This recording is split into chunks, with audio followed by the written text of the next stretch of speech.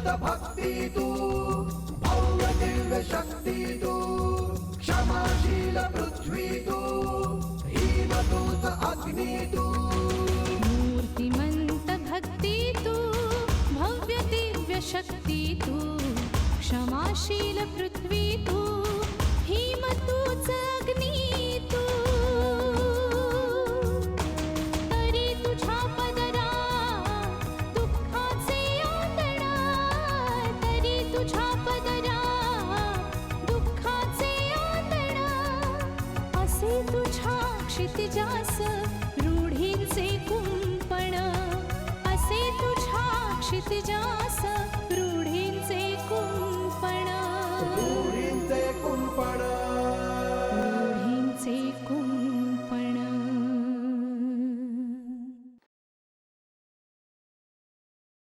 Shut up! मला खोटं बोलणारी व्यक्ती आवडत नाही आणि तू प्रकाश माझ्याशी खोटं बोललायस. जो करना है वो करो. फोन करके धमकाती क्यों? अब तो कुछ करना ही पड़ेगा. केदार, जल्दी घर चला जा, वरना तेरी बीवी और बच्चा दोनों नहीं बचेंगे. तुम्हाला कल्पना नाही म्हणून सांगतोय बाबा. आता थोड्या वेळापूर्वी म्हणे न्यूज चॅनलवर तुमच्या काळ्या करामतींचा प्रोग्राम दाखवणार आहे असं दाखवलं गेलं. कोण दाखवणार? हे अमर, चल आपण बाहेर जाऊ, जरा पाय मोकळे करू. रात्री बाहेर जेऊ मस्तपैकी. काय तुझ्या विचारांची झळमट गळून पडली ना की तुला बरं वाटेल, फ्रेश वाटेल. चल चल चल चल चल चल चल.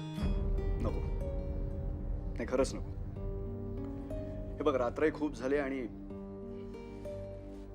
अंजली सुद्धा येईल एवढे. अरे बंधनं लादू नयेत कधी कोणावर मित्रा.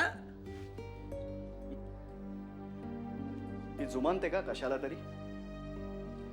बंधनं, सक्ती हे विचार सुद्धा तिच्या मनाला शिवत नसतील. मला तर वाटतं ना ओम, या स्वतंत्र वृत्तीच्या स्त्रियांनी लग्नच करू नये. खरंच लग्न करूच नये. कशाला स्वतःची आणि इतरांची फरफट करा, फसगत करा. राहा ना तुम्ही मुक्त. मग घाला काय धिंगाणा घालायचा तो घाला. अरे कूल कूल मित्रा, शांत हो शांत हो. फार आग्रह करून घेतोस. जरा थंड डोक्याने विचार कर. या डोक्याच्या नसा आहेत ना, त्या ताडताड उडतात रे माझे हे असले विचार करून. कसला विचार करताय? नाही, हाच विचार करतोय की अविचारी माणसांना कशी समज द्यावी तो. ओ, कुठल्या नाटकातलं वाक्य आहे का हे? नाही, नटसम्राटांबरोबर बोलताय म्हणून विचारलं. तेवढी अक्कल आहे मला. मुख्य म्हणजे कसं बोलावं आणि कसं वागावं याचा विचार करता येतो मला. आणि आपल्या वागण्यामुळे, आपल्या बोलण्यामुळे दुसऱ्यांना त्रास होणार नाही ना, एवढं कळतं मला. आणि मुख्य म्हणजे आपल्या बोलण्याने दुसऱ्याला त्रास होत नाही ना, याचा आधी विचार करतो मी. नाही, मी जरा वेगळा विचार करते. काय ना, मी फक्त माझा आणि माझाच विचार करते. काय ना, आयुष्य एकदाच मिळतं आणि त्यात फाटक्या आयुष्याला ठिगळं लावण्यात दमछाक होतीये. त्यात दुसऱ्याचा विचार कोण करणार? अरे असं असं असं ठीक आहे. काय एवढ्या तेवढ्या गोष्टींवर वाद करताय? चला आपण मस्त की बाहेर जेवायला जाऊया. म्हणजे आम्ही तुझीच वाट बघत होतो. नको, मी थकून आले, मला जेवायचं नाहीये. आमच्या सोबत चल ना. सँडविच खा, एखादा आईस्क्रीम खा किंवा एखादा ज्यूस वगैरे. नाही नाही, आम्ही आपली वरण भात खाणारी माणसं. हे असं सगळं आम्हाला परवडत नाही. ऐपत नाही आमची अशी. तुला सरळ बोलता येत नाही का ग? मी असंच बोलते. अंजली, ठीक आहे ठीक आहे. नाही म्हणजे कुठे जॉब वगैरे लागला का? का मी जॉब करू शकत नाही? नाही काय नाही, सहजच म्हणजे यायला उशीर झाला म्हणून म्हटलंय. तुला विचारण्याचा अधिकार कोणी दिला? काय वेळ लागलाय का तुला? ही काय बोलण्याची पद्धत झाली तुझी? तो तुला सहज विचारतोय तर तू का वाकड्यात शिरतीयस? मला नको ते प्रश्न विचारणाऱ्यांचा राग येतो. काय संबंध काय याने मला विचारायचा? संबंध आहे. जसा मला विचारायचा अधिकार आहे तसा स्मिताला, अमरला आणि ओमला सुद्धा विचारण्याचा अधिकार आहे. कारण आपण सगळी एका घरातली माणसं आहोत. ओम पण ते म्हणजे माझ्या ज्ञानात जरा भरच पडली. ओमला घर आहे? अंजली, जीभ आवर तुझी. कमाल आहे. ज्याला आई वडील नसतात, घर नसतं, तो अनाथ म्हणून ओळखला जातो, नाही का?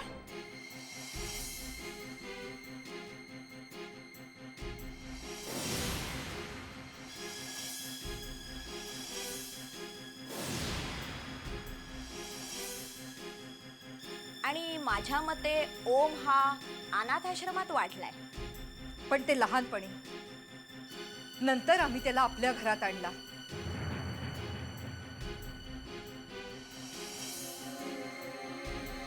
पुरू बरोबर तो शाळेत शिकला.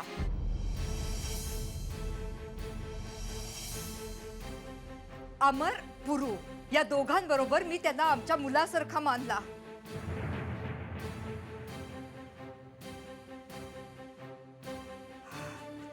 अंजली, तू किती वाईट पद्धतीने टोचून बोलतेस. नाही आई ग बोलू दे. नाहीतरी बरोबरच आहे तिचं म्हणणं. मी कोण, कुठला उष्ट्या पत्रावळीसारखा असा उकिरड्यावर पडलो होतो. तुम्ही मला उचलून इथे आणलेत. लहानाचं मोठं केलं, एवढं प्रेम दिलं, तर हा खरं तर तुमचा मोठेपणा आहे.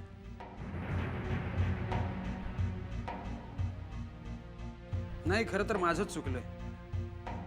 मीच माझी पायरी सोडली. तुम्हा घरच्यांच्या बाबतीत नाक नको खुपसायला हवं होते. ओम, तुझा अधिकार आहे अधिकार तुझा. अरे हिचं काय मनावर घेतोयस तू? हिला तर पोच पण नाहीये कुणाशी बोलायची. होय, ए बाई, चुकलं आमचं, चुकलं. तुझ्या तोंडी लागलो ना, हेच चुकलं आमचं. जा आज, जा आज, जा. तुझ्याशी लग्न केलं ना, तोच मूर्खपणा झालाय माझा. नाही, आता आम्ही सगळे मुकाट्याने सहन करू. जा, तुला जसं वागायचंय तसं वाग. जे काय करायचं असेल ते कर. जा जा आज, जा जा.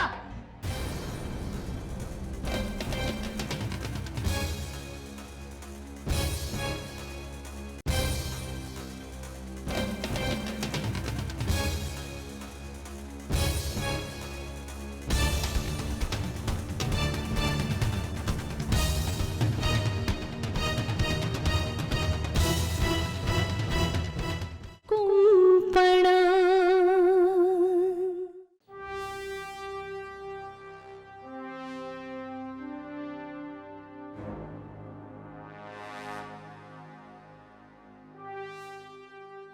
एवढ्या रात्रीचे कुठे निघालायत मिस्टर केदार कोळी? नाही, आज रात्री उशीर झाला सर, पण रात्री बेरात्री आम्हाला भटकावंच लागतं. मला मान्य आहे सगळं मान्य आहे. पण काय असं एकट्यानं निर्मनुष्य रस्त्यावर एकट्यानं फिरणं म्हणजे नाही म्हणजे मी तुम्हाला घाबरवतो अशातला भाग नाहीये. किंबहुना पत्रकारांवर हल्ला करण्याची कुणाची हिंमत नाहीये, बरोबर ना? पण काय दक्षता घेतलेली बरी ना, म्हणून म्हटलं. मी तुमचा सल्ला लक्षात ठेवेन. गुड. मिस्टर कोळी, खंडागळेच्या केसमध्ये तुम्ही जरा जास्तच इंटरेस्ट घेतला. नाही म्हणजे तशी कुरकुर माझ्या कानावर आली आहे म्हणून म्हटलं. मी व्यक्ती पाहून कधी न्यूज तयार करत नाही. काय, एखादी घटना समाजविरोधी असेल आणि त्याचा परिणाम समाजहितावर होत असेल तर अशी बातमी तयार करणं मी माझं कर्तव्य आणि माझा धर्म समजतो. That's it. मला तुमची तत्व पटतात. अहो, मी स्वतः त्याच विचाराने काम करतो. मी स्वतः गुन्हेगाराच्या विरोधात भूमिका घेतो आणि म्हणूनच आपल्यासारख्या सेवकांना काही समाजकंटकांकडून त्रास होऊ शकतो. आता मागचंच बघा, म्हणजे तुमच्या मुलाचं शाळेतून अपहरण करण्याचा जो प्रकार तुम्हाला नाही, तसं काही झालेलं नव्हतं. मला मान्य आहे, मला सगळं मान्य आहे. तुम्ही नाही घाबरणार. पण काय, ह्या अशा घटनांची कल्पना तुम्ही आम्हाला वारंवार द्यायला हवी ना. तुम्हाला कोणाचे फोन येतात का, कोणाची धमकी येते का, हे तुम्ही वेळेवर आम्हाला कळवायला हवं. तुमच्यासारख्या पत्रकारांची आम्हाला खरंच गरज आहे. हो, आणि पुन्हा जर का काही उपद्रव झाला तर मला नक्की कळवा. Okay, take care. Good night.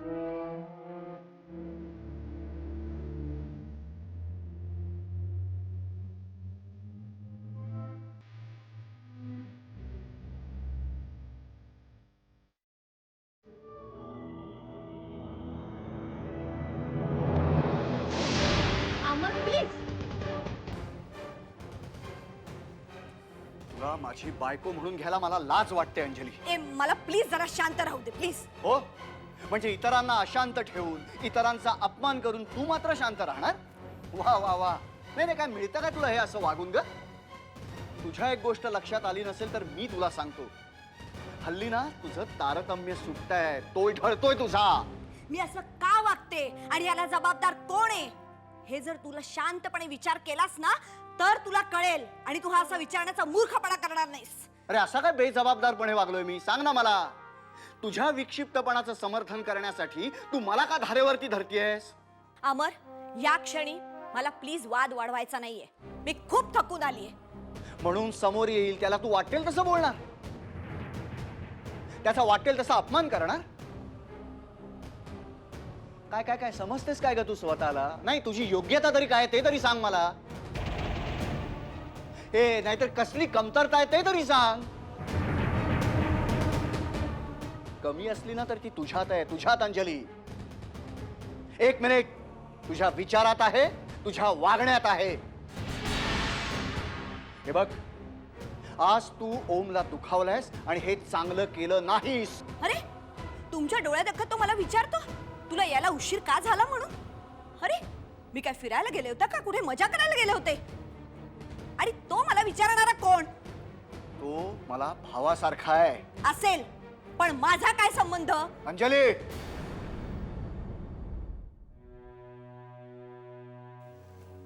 तू तरी माझं ऐकणारच का विक्रम?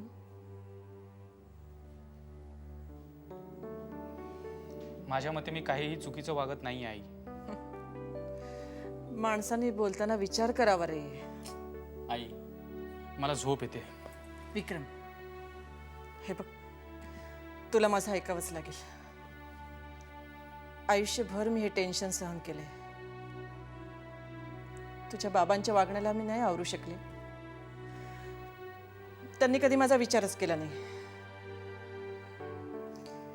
मीही त्यांना सोडून जाऊ शकले नाही. जगात माझं कोणी उरलंच नव्हतं.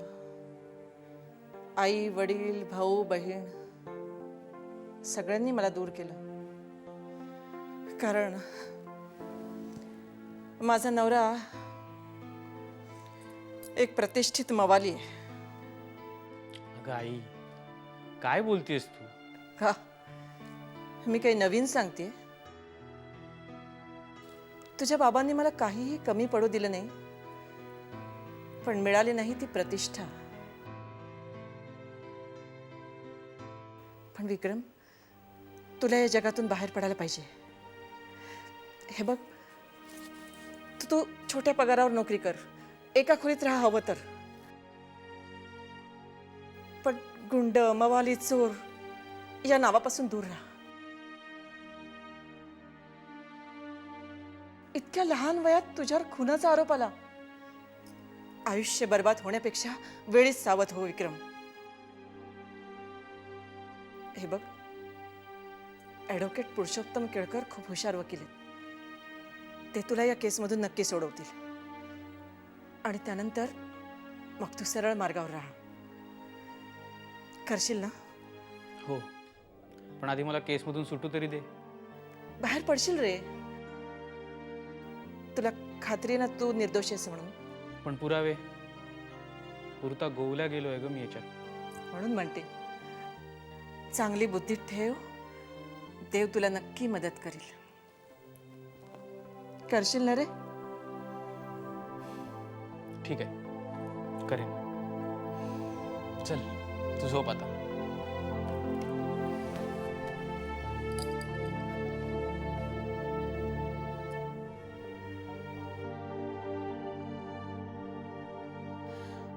माझं समाधान करण्यासाठी हा वरवर हो म्हणाला, पण विक्रमच्या मनात काही वेगळंच आहे. देवा, माझ्या मुलाला सुबुद्धी दे रे बाबा. आयुष्यभर मी तुझी सेवा करीन. दया कर देवा. माझ्या मुलाला चांगल्या मार्गावर चालण्याची बुद्धी दे.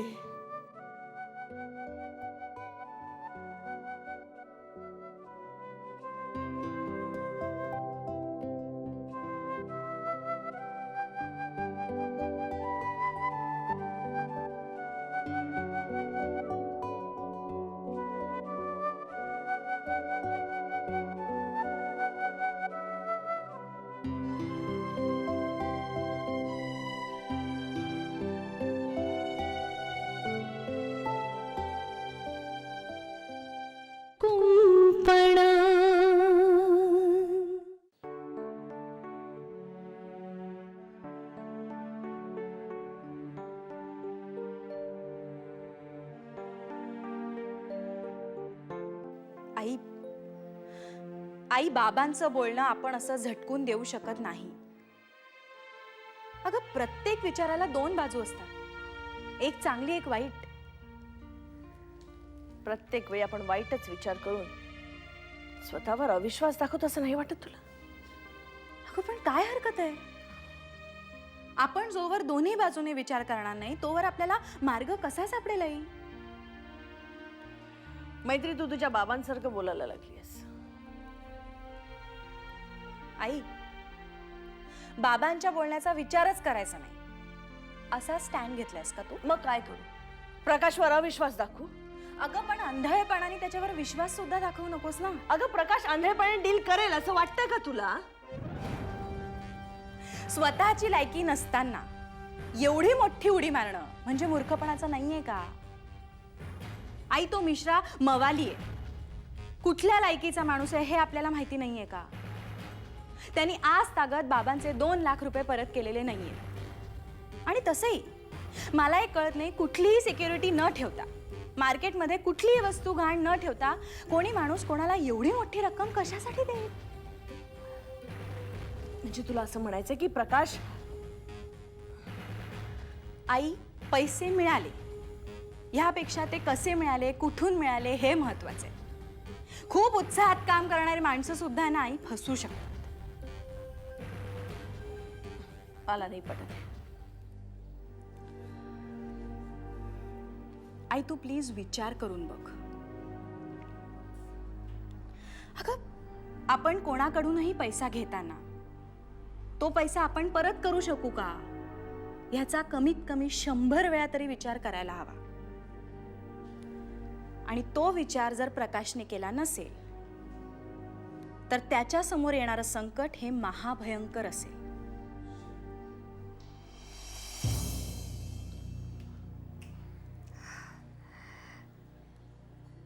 नजर लागली कुणाची तरी माझ्या घराला. खरंच नजर लागली. ज्या घरानं कधी क्लेशही पाहिले नाहीत त्या घरात क्षणोक्षणी वाद होत असतात.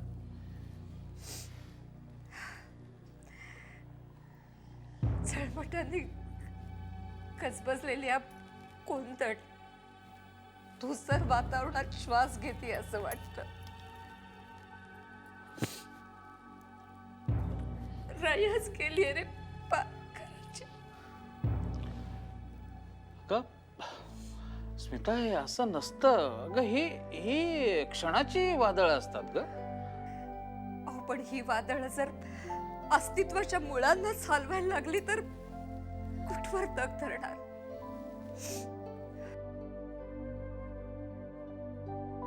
सून म्हणजे घरची लक्ष्मी, पण अंजलीच्या वागण्यातला बोलण्यातला सगळा संताप ना मला कमालीचा अस्वस्थ करतो.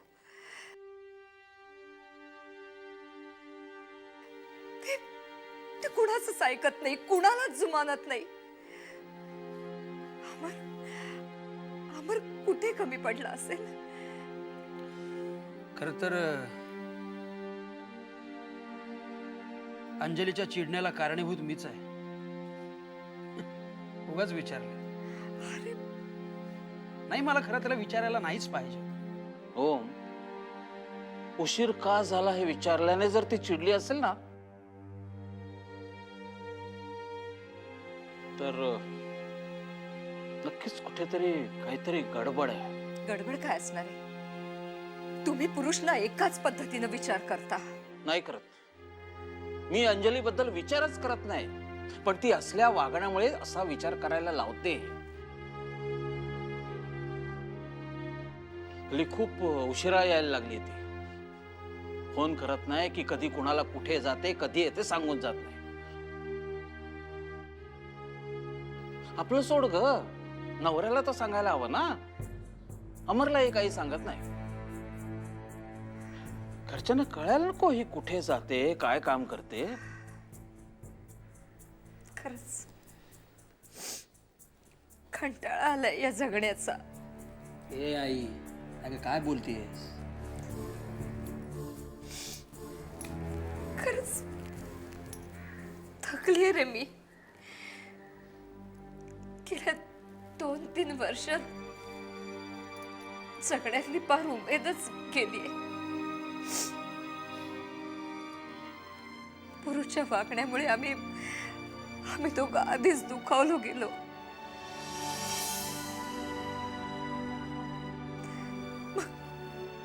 मग आधार होता तो अमर आणि अंजलीचा.